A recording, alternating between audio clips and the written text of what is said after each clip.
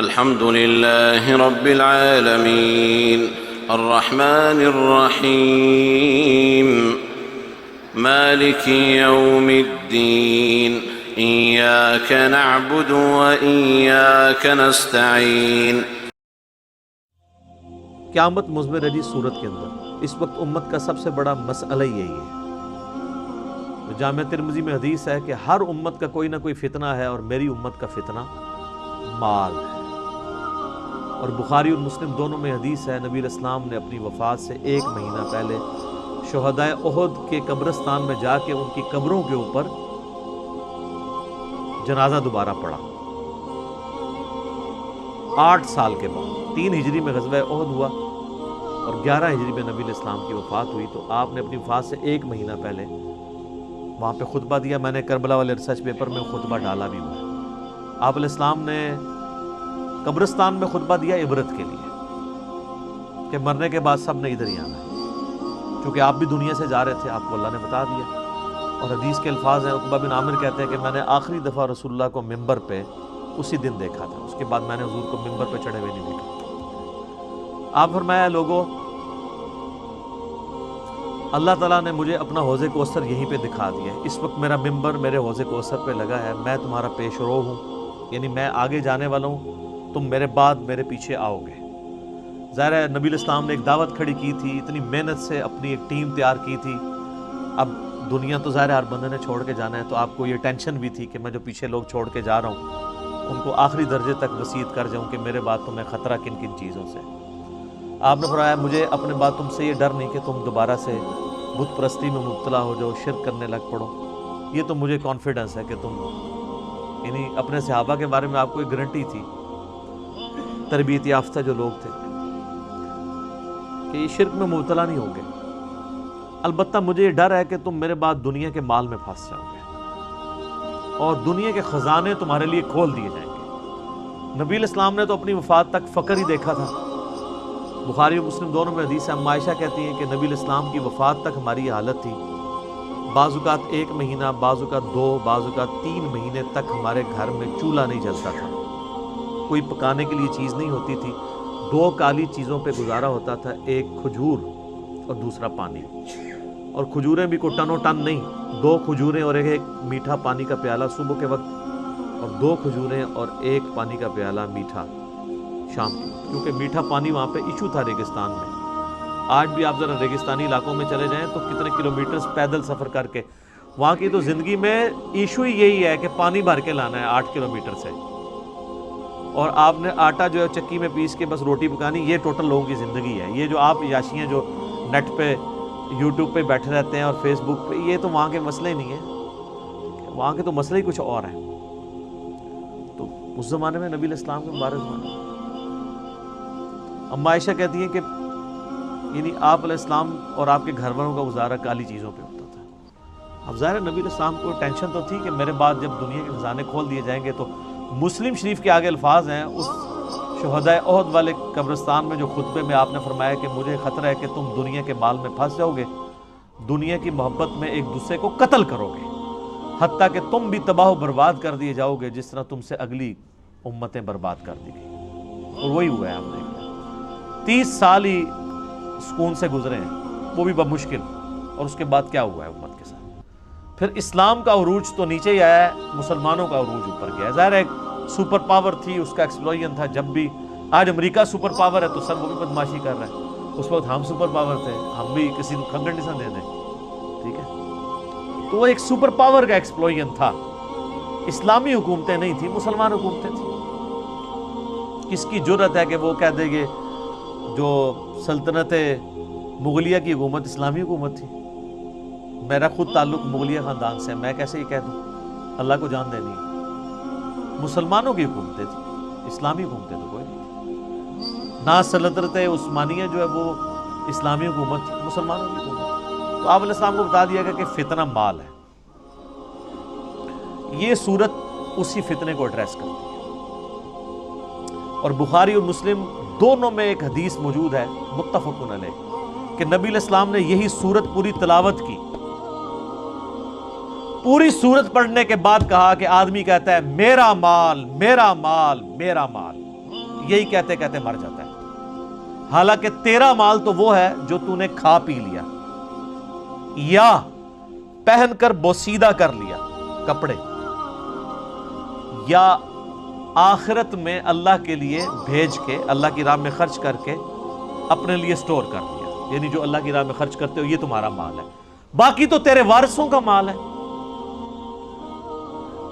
بخاری اور مسلم دونوں میں حدیث ہے، نبی علیہ السلام نے فرمایا انسان کے 3 دوست ہیں، ایک ہی ساتھ جاتا ہے، 2 باہر ہی رہ جاتے ہیں، اس کے رشتہ دار اور مال یہ قبر سے باہر رہ جاتے ہیں، اور اس کے اعمال قبر میں ساتھ جاتے ہیں۔ بخاری اور مسلم دونوں میں حدیث موجود ہے، نبی علیہ السلام نے فرمایا کہ ابن آدم کے پاس اگر سونے کی 2 وادیاں ہوں نا تو وہ کہے گا تیسری بھی آ جائے، اس کا پیٹ صرف قبر کی مٹی بھرے گی۔ یہ لالچ ایسی چیز ہے جس کے پاس مال آ جائے اس کی بھی ختم نہیں ہوتی، یہ قبر کی مٹی اس کا پیٹ بھرے گی۔ یہ ساری حدیثیں بخاری مسلم میں جتنی میں بیان کر رہا ہوں، باہر کی کتابوں سے نہیں، اور یہ تقریباً آلموسٹ 17 رکت انگیز حدیثیں میں نے مسئلہ نمبر 51 میں ریکارڈ کروائی ہیں۔ رزق حرام کی مذمت، دنیا پرستی کا انجام اور اس کا علاج۔ 11 آیات قرآن حکیم سے کراس ریفرنس کے طور پہ پیش کی، جس میں نے یہ صورت بھی ڈسکس کی تھی، اور 17 احادیث بخاری اور مسلم سے۔ وہ سننے والا لیکچر ہے، قبلہ صحیح کرنے والا لیکچر ہے، مسئلہ نمبر 51۔ تو نبی صلی اللہ علیہ وآلہ وسلم کو یہ بات پتا تھی کہ میرے بعد فتنہ کیا بننے والا ہے امت کے لیے، تو آپ کا زہد پریکٹیکلی آپ نے پروف کیا۔ بخاری اور مسلم دونوں میں حدیث ہے، نبی علیہ السلام دعا کیا کرتے تھے، اے اللہ محمد اور آل محمد کو صلی اللہ علیہ وآلہ وسلم بس اتنا ہی رزق دینا کہ ان کی روح اور جسم کا رشتہ برقرار رہے، یعنی بس سانس چلتی رہے، اس سے زیادہ مجھے رزق نہیں چاہیے۔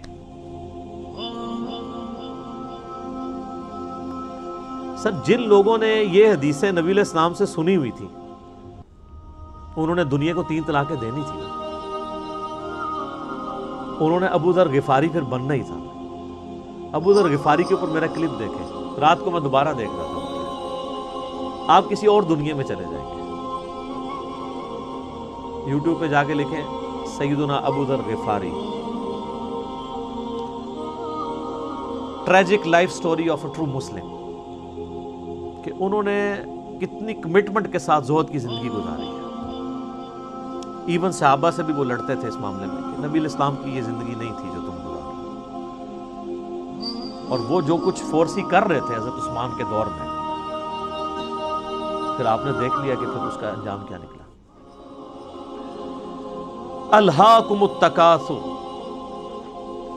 غافل رکھا تمہیں، ہلاک کر دیا تمہیں زیادہ مال جمع کرنے کی ہوس نے، حتی زرتم المقابر، یہاں تک کہ تم نے قبروں کا منہ دیکھا، یعنی مرتے دم تک مال مال مال مال، اینڈ کوئی نہیں ہے جب تک کہ قبر کی مٹی میں نہ جا کے مل جاؤ۔ کلا سوف تعلمون، ہاں ہاں تم جلد ہی جان جاؤ گے۔ ثم کلا سوف تعلمون، پھر تم سے کہتے ہیں ہاں ہاں ان قریب تمہیں معلوم ہو جائے گا۔ کلا لو تعلمون علم الیقین، ہاں تم یقینی طور پر جان جاؤ گے۔ یقین تو اسی وقت آنا جب چیز سامنے آ جائے گی۔ لترون الجحیم، تم دیکھ کر رہو گے دوزخ کی آگ کو۔ ثم لترونها عین الیقین، اس کے بعد تمہیں دوزخ کی جو آگ کو دیکھ کر اپنی آنکھوں سے یقین آ جائے گا، لیکن اس میں فائدہ کوئی نہیں ہونا۔ ثم لتسألن یومئذ عن النعیم، اس دن پھر تم سے اللہ تعالیٰ ہر اس نعمت کے بارے میں پوچھے گا جو اس نے دنیا میں تمہیں وہ نعمت دی تھی۔ آنکھ، کان، عقل، یہ ساری چیزیں دی تھی، ان کو یوٹیلائز کر کے اللہ کی اطاعت کیوں نہیں اختیار کی؟ ایک ایک نعمت کے بارے میں پوچھا جائے۔ یہ ٹرمنالوجیز بھی تصوف کے ہاں تو بہت یوز ہوتی ہیں، علم الیقین، عین الیقین اور حق الیقین۔ وہ کہتے ہیں علم الیقین کی تو ہم زندگی گزار رہے ہیں، یعنی ہمیں وحی کے ذریعے یہ علم حاصل ہو گیا ہے کہ مرنے کے بعد اللہ کے حضور پیش ہونا ہے۔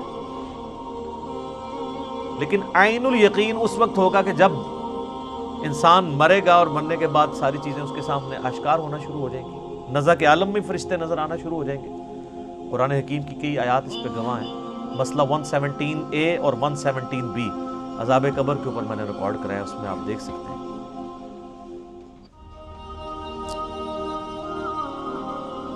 اور سورۃ الحجر کے اینڈ میں بھی آیا فَاعْبُدْ رَبَّكَ حَتَّى يَأْتِيَكَ الْيَقِينُ، اپنے رب کی عبادت میں لگے رہو یہاں تک کہ تم یقین تک پہنچو۔ یقین کیا؟ موت۔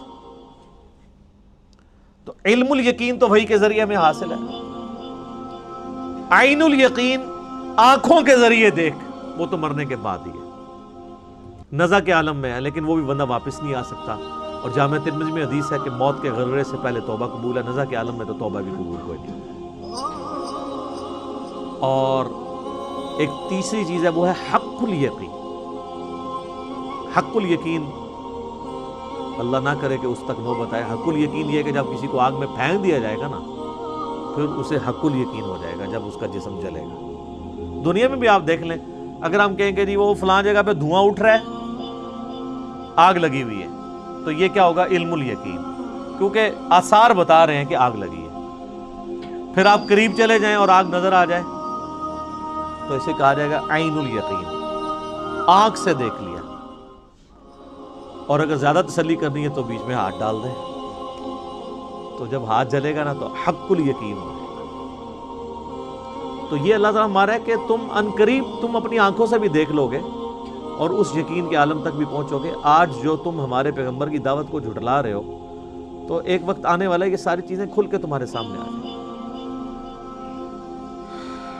اللہم من احییتہ منا فاحیہ علی الاسلام ومن توفیتہ منا فتوفہ علی الایمان۔ اللہم ثبتنا علی الایمان، اللہم ثبتنا علی القرآن، اللہم ثبتنا علی الاسلام، اللہم اجرنا من النار، اللہم اجرنا من النار، اللہم اجرنا من النار۔